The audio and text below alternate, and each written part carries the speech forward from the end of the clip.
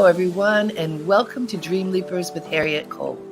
I am so happy today to bring on someone different from who we often have. What's similar is that he's got a new book. I love talking to authors, but he is a retired Marine. And he has an incredible story. I haven't talked to that many people who have been in the military, so I'm really excited to learn his story and to learn some gems from his experience that he has shared in his new book. Let me tell you who he is. He is a retired U.S. Marine with more than 22 years of experience in training and leadership. He's a sought-after keynote speaker, and his expertise in communication, recruiting, ethical decision-making, and resilience have made him a guest speaker for prestigious agencies such as the Travis Manion Foundation, Mary Kay Corporation, Alabama Education Association, and a variety of military commencement ceremonies. He's a new author. We're excited to talk to him. Please join me in welcoming Dimyas Perdue. Thank you. Hey. Good morning. How are you? I love that these years as a Marine, right? I have a nephew, well, actually, I guess he's my cousin, who just finished high school. And he's so interested in going into the Marines and feels like of all of the armed services that's really the one, that he wants to be a part of. What is so special about the Marines? Well, there are a few things. I mean, you got to remember now you're talking to a Marine, so I might sound pretty. Brag on your division of the military. It's okay. Yeah. So what's so special about the Marine Corps? Well, one of the first things I like to tell people is the journey of becoming a Marine is completely different than it is for any other branch of service. For the most part, every other branch of service, their basic training, it's about 6 to 7 weeks before they graduate and earn their titles. So joining the Air Force, maybe 5 to 7 weeks, depending on what the job is, but the same thing with the Army, same thing with the Navy. But for the Marine Corps, to join the Marine Corps is 13 weeks. So we have the longest basic training of any other boot camp. So that's the first portion. And the difference is, joining the Air Force, you become an airman. Joining the Navy, you become a seaman. Joining the Army, you become a soldier. But joining the Marines, you become a Marine. And so we embody that title. We are that title. And we make people work really hard to be able to earn it, because we do consider ourselves to be the creme de la creme when it comes to the armed forces. And to be America's 911 force, we have to have a smaller service. And so we're roughly about 185,000 strong, plus or minus, given some reserves and given some active duty. But the difference is we are smaller, we are mighty, we do more with less, and we're the response force whenever things go crazy. And what attracted you from the beginning? So for me, it wasn't that I had a lot of family members who were in the military. That wasn't the case. But it's ironic the way I found myself getting to this point. So growing up, where I grew up in Montgomery, Alabama, I was pretty good. But my senior year, I was expelled from high school. Uh-oh. I was expelled from high school my senior year. But prior to that, an Army recruiter contacted me, and they got me in, talked to me about what the Army had to do. And they kept talking about money. We can give you a bonus, and we can give you this, and you can see the world. And it really didn't do too much for me, you know what I mean? Because I didn't need that. That didn't define me. And I was never one that needed to have that type of thing. But then I went to Montgomery Mall, and I saw a Marine Corps recruiter there, and he was different. And he saw me and he said, "How many pull-ups can you do?" And I was like, I don't know. So he said, "Well, get on the bar and let's see." And I got on the pull-up bar, and I think maybe I did 5 or 6 back then. Nothing impressive, right? And his visual expression showed me he was not impressed. And the fact that he looked at me the way he looked, it was like, hold on now. I don't know if I'm comfortable with what you just did, but he talked about the Marine Corps in that moment. And he said, "This is a title that you have to earn. I won't talk to you about a bonus. I'll talk to you about a challenge. I'll talk to you about transformation. I'll talk to you about becoming a better version of yourself. And I'll talk to you about service before self." And at 17 years old, that was something different. I had never heard that before. So I said, you know what, I'm going to give it a shot. And the day I turned 17, I was 16 at the time. The day I turned 17, I joined the Marine Corps. And about 9 months later, I went off to boot camp. What an inspiring story. And it was your values that aligned with their values. It wasn't about the Yeah, money, which so it many wasn't. people, it is about the money. Right. And so talk about that. Where did those core values come from in your life that made that resonate for you? Yeah, wonderful question. I give so much credit to the women in my family for me having the set of morals and values that I have right now. In today's society, the world will really try to be your moral compass. But my Yes. family, the matriarch of my family, my grandmother, and my mother and my aunt, they played such a critical role in me because I came up in a home with no father. There was no father in my home, so I didn't have that guidance. I didn't have those rudder steers from a male, but I didn't need that because that void was never seen, because the matriarch was always there showing me what right looks like. And what she passed on to my mom and my aunt, they raised me with they raised me with the premise of understanding that only you can define what it is you really want. And my grandmother participated in the civil rights movement. She's still here today. And when I think about all the things that she went through and what her values were and how she stayed true to those and didn't deviate from it, my mom got that. And when we talk about the money, she taught me what it was like to earn my own dollar. I remember her putting me and my younger brother in the vehicle, driving us to houses during the fall and saying, hey, go knock on that door, tell them who you are, tell them that you want to earn your own dollar and you would like to rake their leaves. And I didn't understand it in the moment why she was doing that, but she was teaching me different values. She was teaching me that it feels better to earn your money this way. So when the Army recruiter talked about giving me something, it didn't feel the same because I was used to earning it, and earning it felt so much better than just giving it, because there's no value when you're given something. Free really doesn't feel like it's free at that point.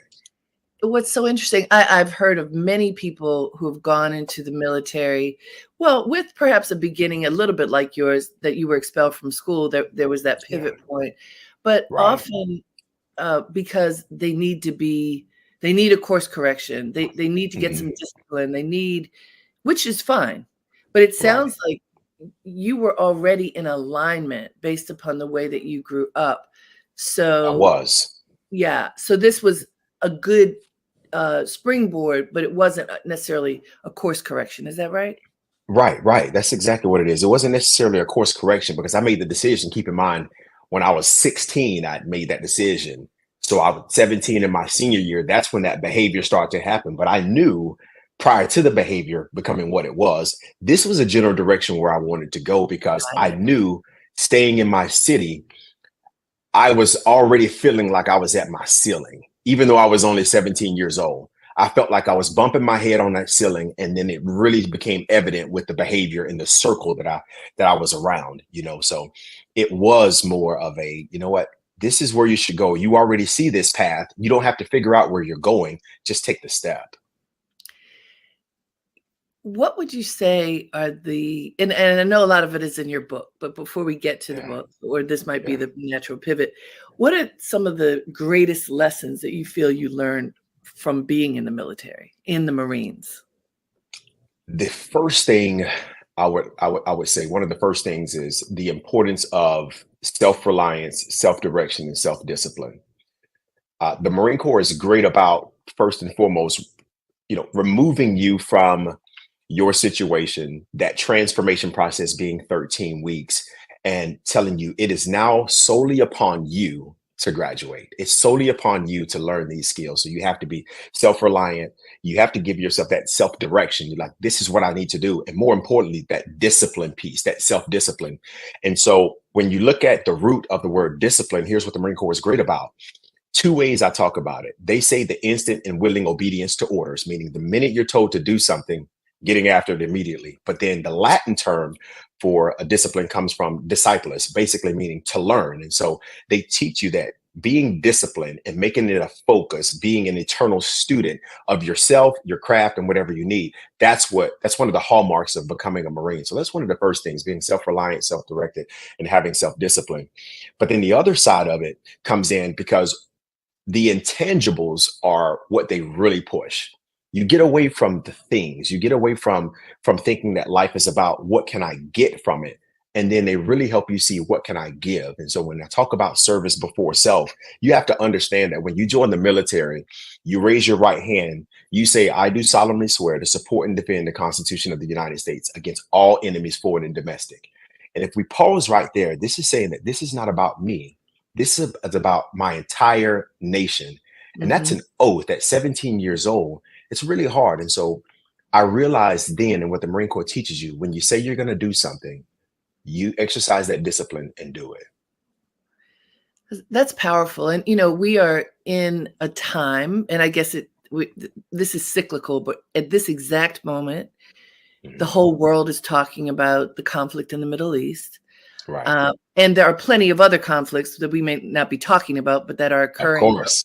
Of You know, course. we're Yeah. focused on this, but there are conflicts everywhere.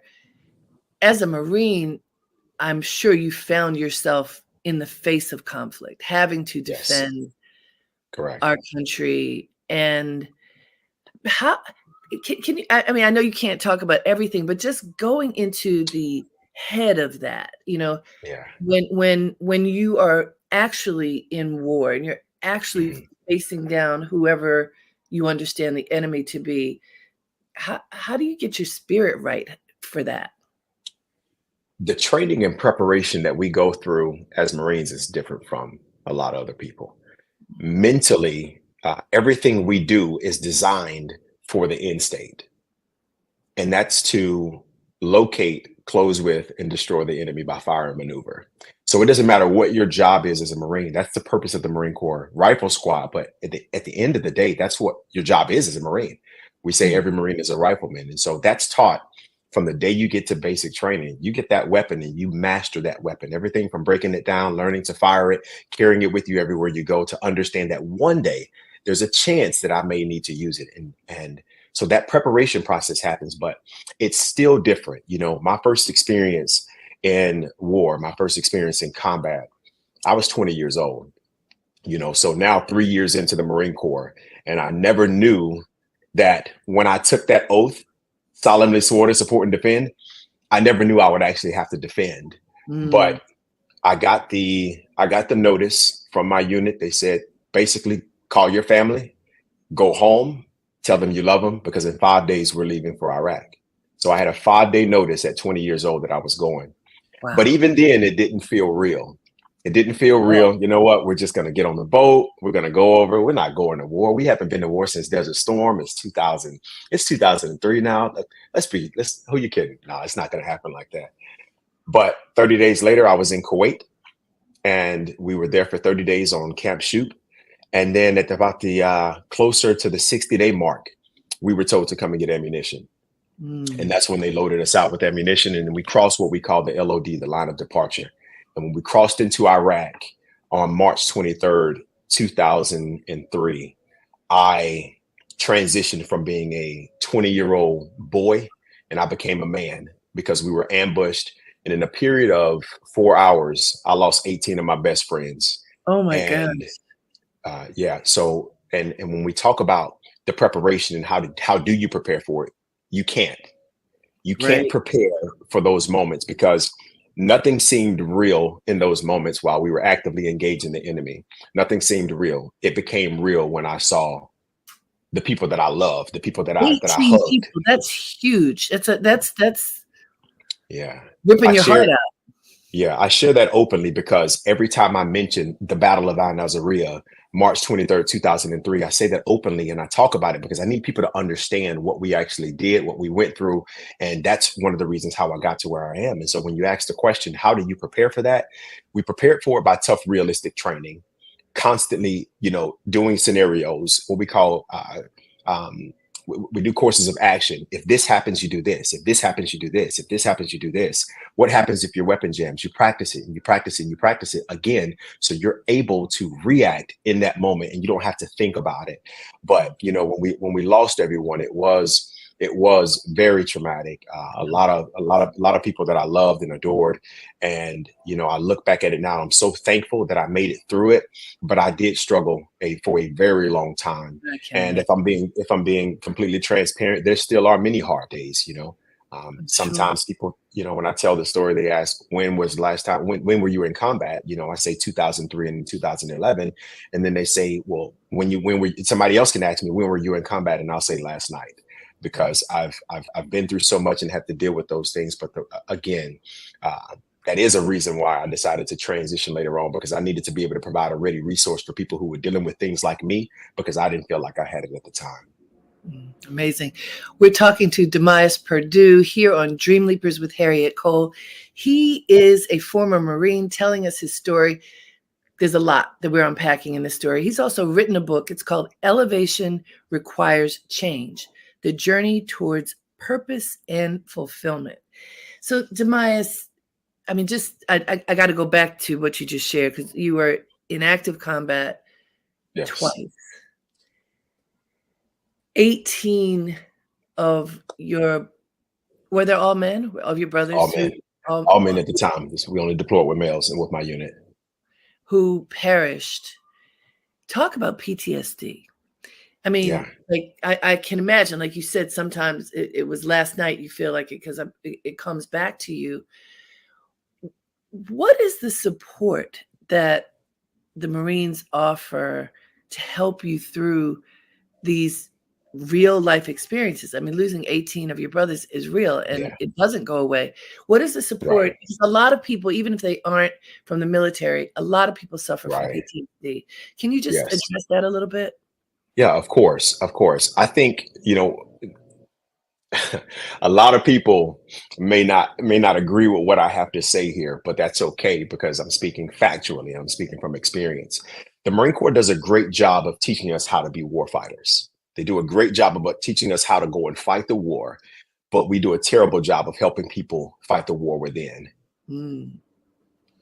A great job of teaching us how to fight the war, but a terrible job of teaching us how to fight the war within. When I said I would go and do these things, I did that. And now I came back. And now when I start to deal with the issues with that, there's no preparation for that.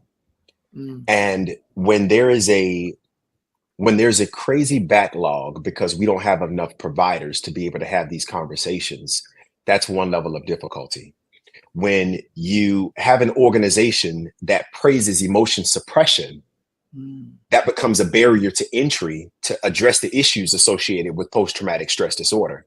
Right. Because I know now, as this leader, if I go in and I'm admitting that I'm having some issues and I'm seen by somebody else, it could potentially be viewed in a negative light. Now, when we talk about the emotion suppression, it's praised because we have a slogan: pain is weakness leaving the body. Well, there are a lot of people whose body is broken because they have said this is pain is weakness. No, pain is the body receiving a stimulus telling you that there's something wrong and that it needs to be addressed. So when we talk about post-traumatic stress disorder, let's think about it from that same standpoint. There is something happening with me mentally that needs to be addressed, but we don't address it for fear of backlash, being called weak, you know, being called soft. And so the culture is surrounding PTSD everywhere has not changed to be what it is. Are there support systems available in the military? The answer is yes. Is it adequate? The answer is no. Could it be better? The answer is yes. We need to do what we need to do to get away from the stigma associated with seeking care. And when we do that, the best way to do it is by demonstrating it. And that was something I did as a senior leader. You know, I got a message from a friend, and she sent me a message on Facebook, and she said, my son is old enough now, and I want you to tell him how his dad died. And it crushed me. It crushed me because I'm like, I don't think I can do this, because I tucked it away. I compartmentalized all of these things. I compartmentalized everything and I tucked it away. So now it came to a head. It came to a head. This PTSD is now looking me in the face. I've never been to treatment because the first time I tried to go, I noticed the physician, the provider, I noticed they're looking at the clock. I Oh, noticed they're looking because I'm super aware of my surroundings, and I noticed they're looking at the clock. And I stopped my first appointment. I said, you know what? It is clear that you are more focused on the time than what I'm here for. So I'm going to leave. So that's another issue that happens ooh, with it because they know that there's another person that they have to see. It becomes cyclical. I've got another appointment. I've got another appointment. And when you feel that, especially somebody like me who ascended the ranks, when I finally decide to open up and I'm finally exposing myself to you to talk about this trauma, if you're not giving me what I think I need at this time, and if you're not making me feel like a priority, I won't talk about it. of And course. that's where the lens of emotional intelligence comes in there, because the Marine Corps was great about teaching me how to wear my uniform. When I put on my service alpha uniform, I knew that my ribbons needed to be an eighth of an inch above the pocket. I knew that when I wore my belt, that it needed to, my alpha blouse belt, that it needed to be between 2 3/4 of an inch. Everything that was important, down to the So detail, they precise. told me where to put it. So precise. But there was something I carried with me every day that the Marine Corps never told me where to put it. And because they didn't tell me where to put it, I tucked it away. And those were my emotions. And that's why people continue to struggle with post-traumatic stress disorder, because they don't know how to be fully aware of what they're going through. And even if they're aware of it, they're not taught how to properly manage it. So you've obviously given a lot of thought to this. There's a lot of processing that you've done. And as you say, you weren't taught how to do it. I mean, the Right. regulations, and you gave a few of them, are so precise, right? Yeah. And Yeah. the fact that this whole very important area wasn't addressed. What have you done for yourself? Because you sound like you are in the best possible space you could be in anyhow. Not Thank saying you. that you don't go through things like you Of described earlier. course. What have you done to take care of yourself? Yeah, the first thing the first thing I did is I really had to I really had to acknowledge that what I was feeling was real. Mm, I had to acknowledge that what I was feeling was real and that it was okay to not be okay. It's okay for me to not feel like I'm frolicking through a field of flowers. It's okay. It's okay to have that nightmare. That nightmare is because of what you've gone through. What's not It's okay for you to have these feelings, but it's not okay for you to be in this mood, because this mood is what is affecting you more. And so that was one of the first things. And I said, okay, so what can I do now? Since there is not, since I haven't received the treatment that I wanted, or the guidance, or the assistance, however we want to title it, what can I do to be better? I said, I'm gonna get the education for myself, and to make sure that nobody else feels the void that I felt going through this situation. So I went to school. I went to school, got a general studies associate's, and I got a bachelor's in psychology with a focus in military resilience. And that really wasn't enough for me, because now I understand what it means to be resilient. I know what it means to help somebody and coach them through it, but I need to do more. And so I went on and I got a master's in human services counseling, with the emphasis in crisis response and trauma. And I needed to do that because the level of crisis that people go through are different.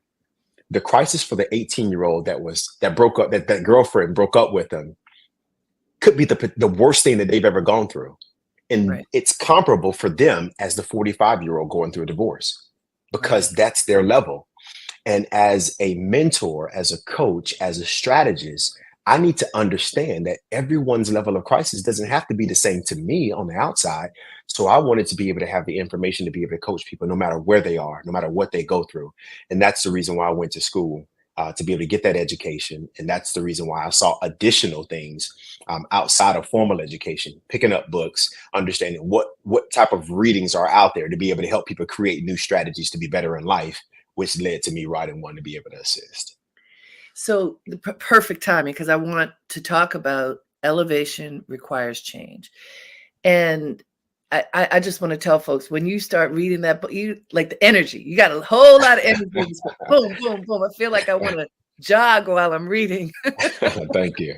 This Thank this you. is a Yeah, tremendous amount of positive energy. The coaching comes through every sentence, and thank and you. that's really helpful. There are tons of coaching books. This one really does get you moving, in your mind, in your being, which I think is excellent. you talk a lot about resilience, Yes. and resilience is kind of a through line in your book. Define resilience for us, and what does it mean to you? Resilience to me is being able to bend and not break, being able to bounce and not shatter, being able to stretch and not snap. That's what resilience looks like to me. It's being able to go through adversity, but being able to understand that at some point in time, this will end, and having adequate strategies to be able to help you through this moment. But being able to develop resilience is the main thing that you have to be able to do, because too many people too many people are not prepared for when it happens. When I was studying Professor Robert Dees, he said there are three things that are happening in a person's life. You're either going to a storm, going through a storm, and coming out of one. Hmm. And the goal is to be able to prepare for that. So when I talk now, I say, although you may not be in a crisis, although you may not be dealing with PTSD right now, you may have never been in a broken relationship, you may have never been abused, but just because you've never gone through something doesn't mean that that day is not going to come. And so the reason why I talk about resilience and emotional intelligence and being aware and managing everything that's happening in the book is because I want this to be your umbrella. And what I mean by that is you don't want to go and buy an umbrella when it's already raining. That's true. You don't want to go and buy it when it's raining, because now you're just soaking wet with the umbrella. The purpose is that you want to have that for the event of the rain. And so this is to prepare you for whatever that rain looks like. And so, yes, there's portions of the book that speak to resilience, but I would say the greater majority of it is about recognizing where you are, owning where you are, realizing why you got there, how you got there, taking that, whether it was fear keeping you from getting to where you are, doubt, whether it's past failures, and then helping you identify, here are all the things we got to do to be able to manage that to get to where we need to be. You talk in the beginning of the book. I love it, about your process of actually writing the book. So I'm an Yeah. author. I've written a number of books, and I know. I mean, you have to do it, and you You talk a have to lot do about it. having to do it, right? Like Yes. this can't just be an idea. You actually have to do it, or else it doesn't get done. Whatever the it is, and you use Right. the story of writing this book as an example, which is so great because a lot of people who connect on Dream Leapers want to write books. So I love that Yes. you even talk about your process. But let's go into this notion of doing it, because a lot of people Mhm. have the dreams in their head, Right. in their heart. They often don't tell anybody, or sometimes they do talk about Right. it. Right. Right. I like Talk, the talk, emphasis talk, on talk, talk talk, about it, talk, which is talk, talk, talk. But there's a yes. big difference between, that holding it in, not telling anybody, talking about it a lot, and manifesting it. And Right. manifestation is something that you address a lot in your book. Mhm. Doing it. Talk about the doing Yes. of it. So I was that person who was talking about doing it and not doing it, dreaming about doing it and not doing it, telling people I was going to do it and not do it, coming up with a strategy to do it and not doing it. So all of these other versions and things surrounding doing the activity was happening, but doing it. But what did it take for me to get there, to get to that point where I actually did the thing that I said I was going to do? I speak about it in the book, about what was keeping me from getting to that point. And what it was is I got a section where I say, when you identify, you identify. And what that means is when you identify your distractions, you identify the root cause of your inaction. And that misses with some people, but it also lands. When I identify all of the things that were distracting me from being able to put the pen to paper or to type on the keyboard, I then found the root cause of my inaction. And whenever there's something that's deeply rooted, what you have to do is go in and completely dig it up, get rid of it, so that way you can take action. Because all of those things steal from you. So I then, when we talk about the roots, I have a section where I talk about the weeds in your life. Mhm. So here's what weeds do when they're in the garden. Weeds compete for two things. They compete for nutrients and they compete for sunlight. So this is the reason why you have weeds in a garden that grows super tall. So they compete for sunlight and they compete for all of the nutrients. And so when you think about that with your distractions, when you think about them as being weeds, they are competing for the light. And there's so much light in you that you want to come out, but your distractions are getting that light because you're paying so much attention to them and they're getting the focus. So if your distractions are getting the nutrients and your distractions are getting the light, they're what's being fed and they're what's going to grow. So that's how you find yourself constantly on the scrolling, because your distractions are so deeply rooted. And so I had to realize, what are my distractions? One, telling people about it, being on social media, watching people do the thing I want to do because I want more inspiration. You don't need any more inspiration because it's already in you. You don't need any more inspiration. The fact that you want to write the book is enough. Napoleon Hill, in his book Think and Grow Rich, he says, you would not have, if you didn't think the thought, then you wouldn't do it. But if you do think the thought, you have the ability to do it. And it's about putting the action steps in place. And so for me, that meant, of course, another note from the book, it meant getting lost. And getting lost to me, what that meant was getting away from my family, getting away from my kids, getting away from spending 2 hours in the gym, going on a long run just to clear my mind. The 6 miles, the 10-mile run you just went on that took you however much time. Imagine if you put that much time and intensity into getting rid of the distractions and actually writing out your thoughts. Or imagine if you had enough discipline to be dual purpose and said, you know what, I'm going to go on this run, but I'm going to take my phone, put it on voice recorder, and I'm going to talk out my thoughts when I get there. When I get back, I'm going to sit down in front of my computer. I'm going to hit Microsoft Word. I'm going to hit dictate. I'm going to hit play. And now I've got 2,000 words because I used that time. And so when I went to the cabin and I talk about getting lost as a process, the process of getting lost, the way I talked about it is, you have the journey of the sea turtle is how I mentioned it, because buried 2 feet under the sand, you've got these sea turtles, right? And now here it is, without being told, they hatch and they crawl to the surface and they have this innate thing that tells them, I need to get to the water. We all have that when we're talking about writing a book, but most of us are not even, first off, we're not even crawling to the surface and we're not getting to the water. But here's the beautiful thing about that process. That first sea turtle is moving on instinct. The second sea turtle is moving on instinct and now a path, because the first one has already done it. There are so many people who have gone before me that have crawled out of their situations, got to the water and did that thing. And I knew I needed to do that. Now, here's the second portion of it, why I say get lost. Sea turtles are known for going to what's known as the Sargasso Sea. And that's where they go anywhere from a period of 5 to 10 years. And they're considered to be lost because scientists can't track them. And it's in that time where they go there, they feed, they nurture, and they grow, and they don't come back until they're adults. And they go back to that same land where they were. And typically that's when the females come back to give birth. So let's think about this. When you get lost, first off, when you crawl to the surface, get out of your situation, you get to the water, and you get lost, you go and feed, you go and nurture, you go and write, you write the song, you go and do the workout, you go and mend the relationship. And then when you finally get everything you need, you can now come back to the place where you were and bring birth to that idea. And that's how Elevation Requires Change came out.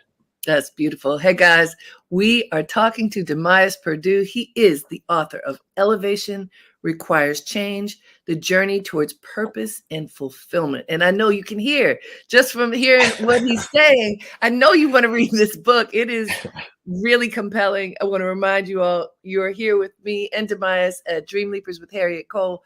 I knew this was going to be special talking to you, and it truly is.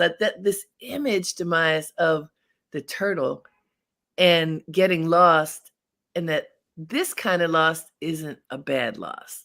This is this is living, this is growing, this is developing. That's the loss that you're talking about, which is absolutely from, you don't know what you're doing. You kind of are like lost in the world. This is a different kind of loss that you're talking about. Absolutely. That lost is becoming vulnerable, getting away from it. I remember when I went to a cabin, and I remember when I first got there, I told my bride, told my family, hey, I'm gone. Cell phone off. I am off the grid. Told my boys, I am gone. But when I got there, that phone was like, hey, we got Wi-Fi, right? You can just jump on and check. Somebody sent you a message. And it was difficult that first day getting lost, because when you're lost, you want to be found. You want to, you want to know that you're safe. And so emotionally, I didn't feel safe because I was outside of that comfort zone. But I said, I gave myself a character count and I started writing. And then day 2, I got back. I'm still going and I'm at it. But then by day 3, I didn't want the phone because I identified that distraction and that was the root cause of my inaction. And now I've got 10,000, 20,000 words. Because here's the thing, when we talk about writing this book, if it's really in you to write the book, why do you want to write the book? I wanted to write the book because I know that there are millions of people who never had rudder steers, who never had anybody who was a north-seeking compass, who never had anyone to give them the guidance to be a better version of themselves. Since I didn't have that, how many people would be missing out on something if I didn't do what I was supposed to do? Mm-hmm. And at that point, I no longer wanted to go back to the cell phone. Even when I got back, it's like, why do I need that? Why do I need that? Look at what I was able to accomplish during this time when I got lost. And here's the beauty of it. Let me give one more thing about the turtles process. There was a study done in Sydney, Australia, and they said that when that sea turtles have the ability to communicate with the other ones when they're in the embryonic stage, telling them that it is time to increase your development speed because it's time for us to hatch. So let's think about that for a second. They have the ability, if you're behind, they have the ability somehow speaking through the shell to tell the other ones that it's time to get ready. That's what this conversation, that's what I feel like this is about. And that's why I love being able to do things like this, because we are there and somebody else's gift is in that embryo stage. And I'm telling you, it is time to get ready because you need to crawl to the surface and just get to the water. Get to the water, because if you at least get there, then the process can start. But if you never get to the starting line, if you never position yourself for it, you can't take off. But you have to get to the starting line. I'm not asking you to run 1,000,000 miles an hour. I'm just asking you to start. That walk will turn to the run, that run will turn to the sprint. That is just start. It's like Nike, just do it. You have to take action. And, yes. The point of Dream Leapers, which I have the show, which you're on, where I talk to people who are living their dreams. But there's also an educational side to this where I do a lot of coaching work with people. The point being to help people access and activate their dreams. Not just access, but activate. Do it. The doing of it. Otherwise, you go, oh, how much time has passed? I said I was going to do this thing. Right. A year has passed and I forgot. Or like you said, I got distracted. In many cases also, Dimyas, it is people don't necessarily feel that their ideas are worthy of development. So that part, that sense of worthiness, I find to be very real for all kinds of people, even the most successful people. Well, but because my little idea, is that really worth cultivating? Wouldn't it be better for me to just follow along on whatever the safe path seems to be? Can you talk about your understanding of worthiness and how you can tap into that, especially if you are at a low point? Right. That worthiness is rooted in something. That's rooted in something. The fact that you're saying, am I worthy? That means you're looking at someone else's being worthy. Were you told when you were younger that your ability to write wasn't what it was supposed to be, or you'll never amount to anything? Those are the things that could potentially get someone to start looking at their life and saying, I'm not worthy. You've got to find out what's the origin of the unworthiness feeling?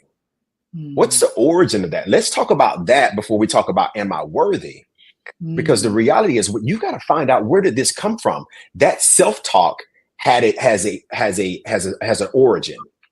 So where does that negative self-talk about you not being worthy come from? Because I know for a fact, when I was a kid, there was nothing I couldn't do. When I was 5, 6, 7, 8 years old, you could not tell me I was not going to be the next NFL superstar. You couldn't tell me I wasn't going to be Superman. There was nothing I couldn't do. But somewhere in there, something happened to make me feel like I wasn't worthy of something. Typically, it's failure. When you fail at something, that makes it hard. It becomes a new barrier for you. And I talk about it in the book, and I use fail as an acronym. That's the first attempt at learning. Right. Tell us, what does fail mean to you? Fail. FAIL. That's your first attempt in learning. That's your first attempt in learning. Failure is there to teach you a lesson. It's not fatal. It's not fatal. This is you saying that, okay, this didn't work. This didn't work out. So now I have the opportunity to do it again. And don't say that you're not worthy of it because you didn't get it the first time. Nobody makes every free throw.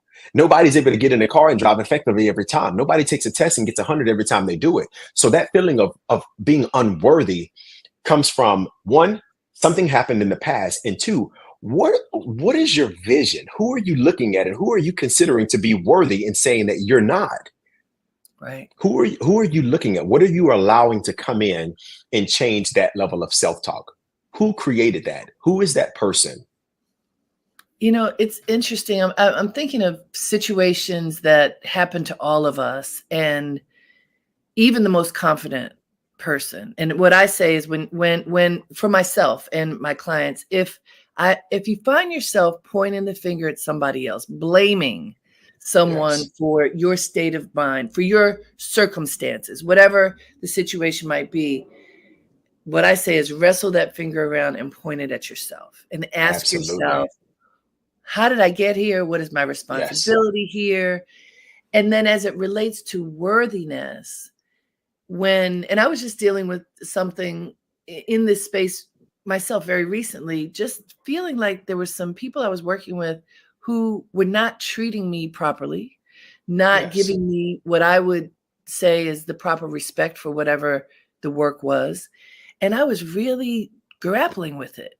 Well, I have a lot of tools. So I'm using my tools, like, no, Right. don't Right. succumb to the darkness. Look for the light. You started to point your Right. finger, point it back. Every lesson that Yeah. I have, Dimyas, I was pulling them out because I was wrestling this thing. Yeah. And finally, and I talked about it because it's important, I think, to talk about it with the right people. Of But course. then finally, I had to remind myself of both my value and my intention. Yes. And there's something you said at the beginning, and that rings through everything you're saying. Part of the intention is service. Yes. Service of the work, the moment, the humanity, they're all different levels Right. of service. And when I recognized my value, I had to go back and check, and okay. Yeah. You have to And revisit those values. yes, Yes. you have to revisit them. It doesn't matter what your accomplishments in the moment, you sometimes have to revisit them. And then the added reminder of the intention of service. And then Yes. the negativity fell away, and I was able Yes. to I love step it. fully into my power. This is, and I'm glad I could say it out loud here, because I know when people are interviewing like this, people often think of you and me and people like us on a stage as different, that we don't Right. go through stuff. It's somebody else who goes through stuff, right? Right. But Right. we go through stuff, man. We go through stuff, Yes. and we have to do this process for ourselves. And your book, I think, is really helpful in guiding people through some of these processes. For you, what do you do when you feel low? I have to remind myself why I got started. I got to remind myself why I got started. Like you said, go back and revisit the values. But I have to tell you, when I feel low, I immediately start giving. I give myself that Marine talk. I give myself that Marine talk because listen, we don't. My hourglass has already been tipped. And I don't know if there's more sand on the top of my hourglass or if there's more sand on the bottom. So I don't have the time to stay in this low position Mm. because I don't know if tomorrow's it. I don't know if when we finish this call that I'm checking out. And if I remain in that low state, there's a difference between a feeling and a mood. I can feel low, but I don't need to be in a low mood. That Okay. mood is something that extends. I can feel low. That's okay because the average person has over 50,000 thoughts per day. And those 50,000 thoughts lead to over 200 emotions, 200 emotional occurrences, right? Those things make us feel a certain way. It makes me feel happy, makes me feel excited, makes me feel sad. But sometimes I feel low.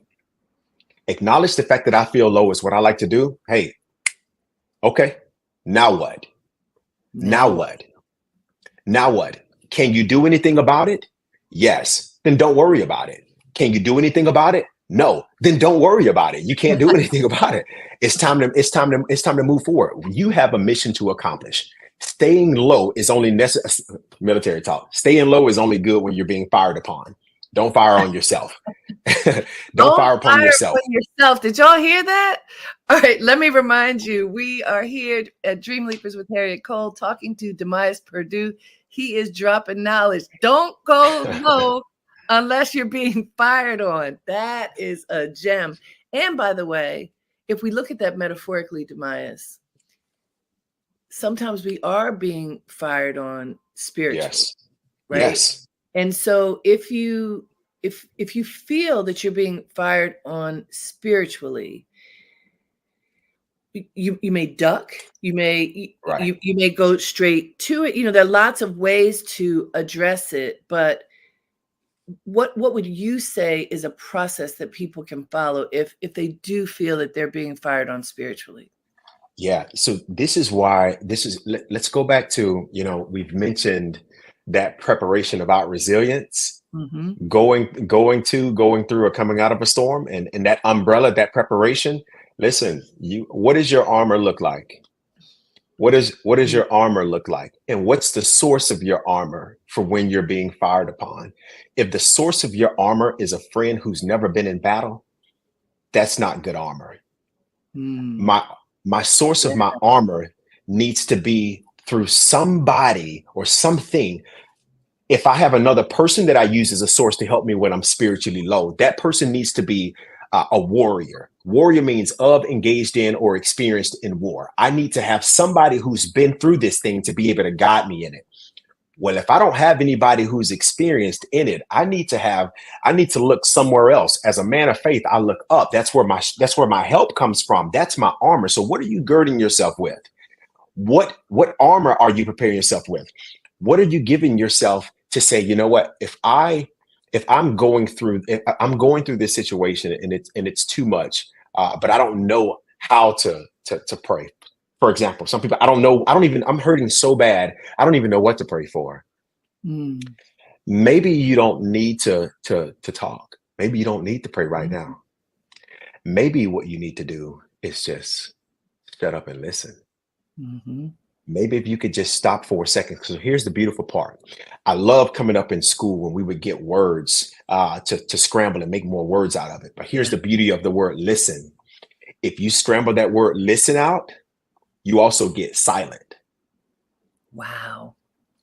So if you sit in silence when you're going through, no distractions, that's what allows you to be able to hear. Let's think about this. During the daytime, we've got so many things that vie for our attention. But at nighttime, when you can't see as much, you can hear everything. When that sight is gone, you can hear so much more, right? True. So in darkness, you're able to hear more things.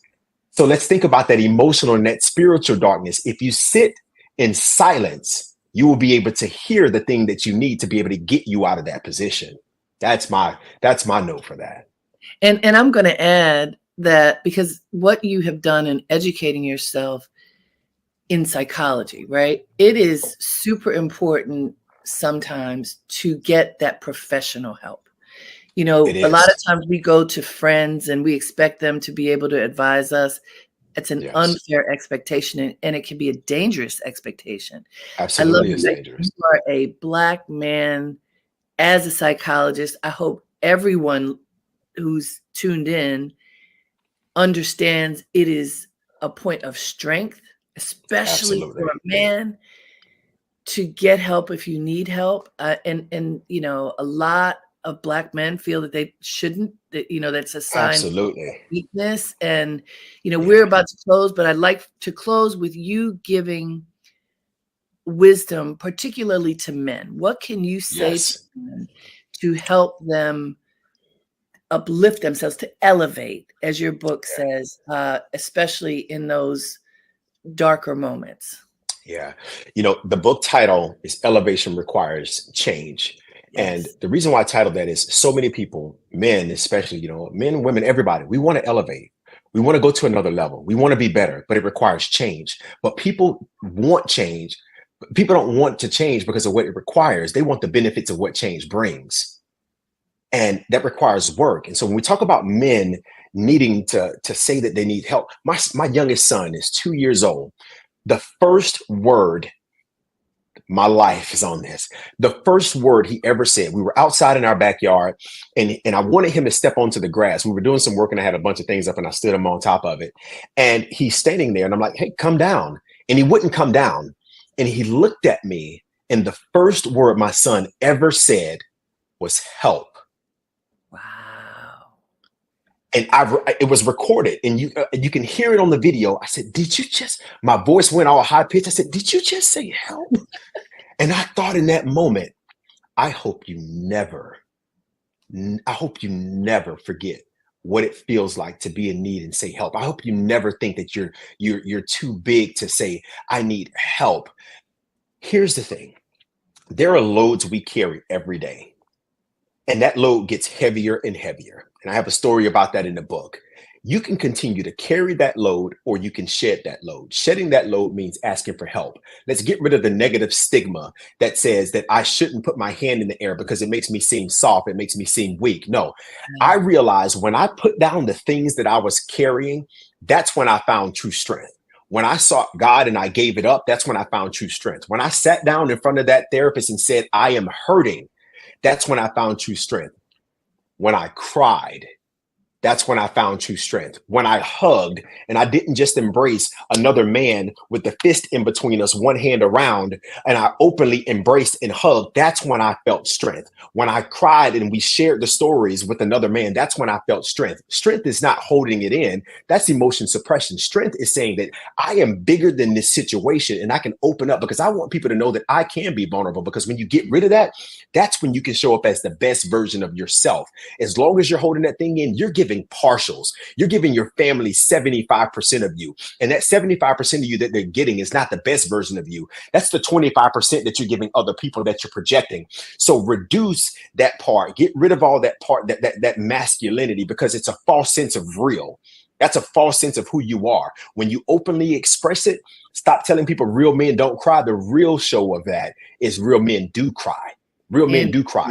We have to be that example to other men, because, and that's what this is. I want to show you that emotion expression is one of the most beautiful things you can ever do as a man. Beautiful. Thank you, Dimyas Perdue, author of Elevation Requires Change, The Journey Towards Purpose and Fulfillment. You have given us so much upliftment. I feel elevated. I bet you everybody else does too. Thank you. Thank you. Thank you for having me. God bless. I know that you all are feeling good after listening to Dimyas. Go get a copy of his book right now, Elevation Requires Change, The Journey Towards Purpose and Fulfillment. Until next time, have a great day and make it count.